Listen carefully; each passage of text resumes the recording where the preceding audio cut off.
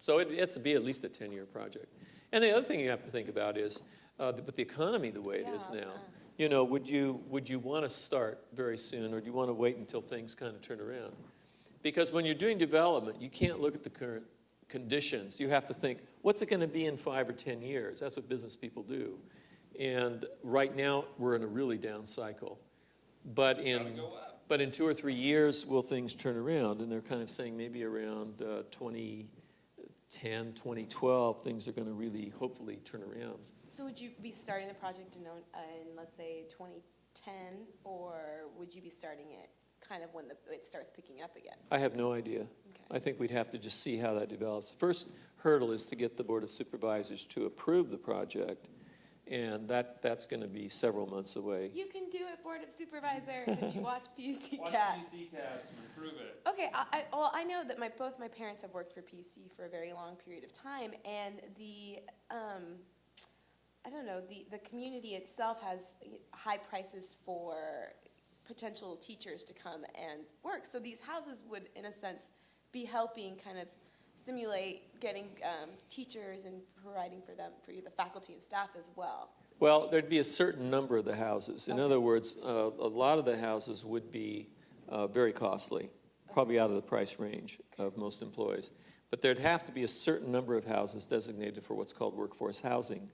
And part of very complicated political agreements that were made with the county to get the county out of trouble with the state because they didn't have enough affordable housing. And so we agreed to take a certain number of those units on the assumption that we could build some high-end houses, because you can't build affordable houses and you have to have them subsidized by other houses that are more costly.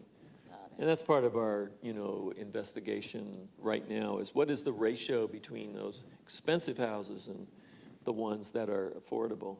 Got it. Okay. Yeah.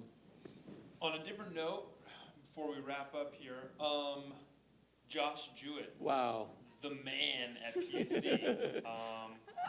You were saying how I was unfortunate. I didn't get to go to colloquy, but did you guys send this video, or someone send these videos into the news? Well, the minute, in fact, my wife and I happened to be there that night, and it's probably the most exciting.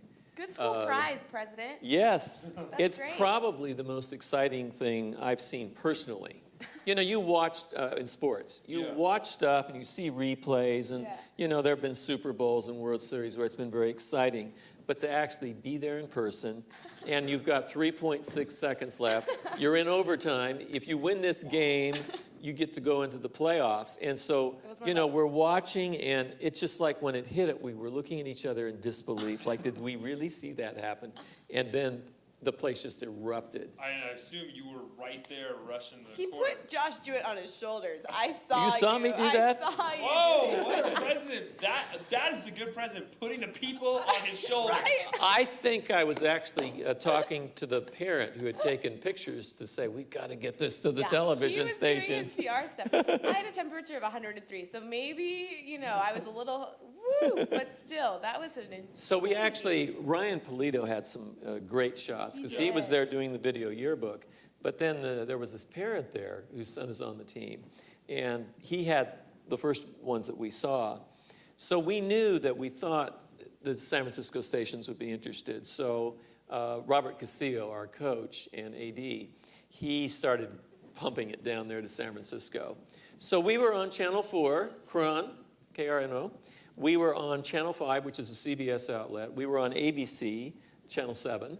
And so those three we were on for sure. Then we also were on the website of Sports Illustrated, so that's si.com, and it was the video of the day or week, whatever, and you could go down and click on Ryan's Polito and watch it. And then Josh's father, Mark, told me that he heard that it was on MSNBC on the Joe in the Morning show. And that's a national cable show. Josh Jewett, you are doing Mr. it for PUC. That's well, awesome. Thanks for. But he's very humble, and he says, it's a team thing. But it's funny, Coach Castillo said they were trying to get the shot to him because he practices that half-court shot a lot after practice is over. But he was beyond the half-court. No, he was like 4 feet beyond. So it was more than a half-court shot. It was crazy. Absolutely insane. And then- didn't even touch the No. rim, right? It was just straight through. I was laying on the couch at 11 o'clock, about 11:20, and all of a sudden I hear Pacific Union on the television. And Oh, really? my mom starts screaming, and I wake up, and it's just like Josh do it right there. And then they played it twice. It was beautiful to see, and just to see the Wow. whole campus just and It was pretty completely amazing. swarm. Yeah, that was a great shot. Epic year. Well, thanks for coming. All right, man. Nice. Yeah? What's up, dog? Yeah. All right, this is PUC-Cast, hanging with the Prez. Peace.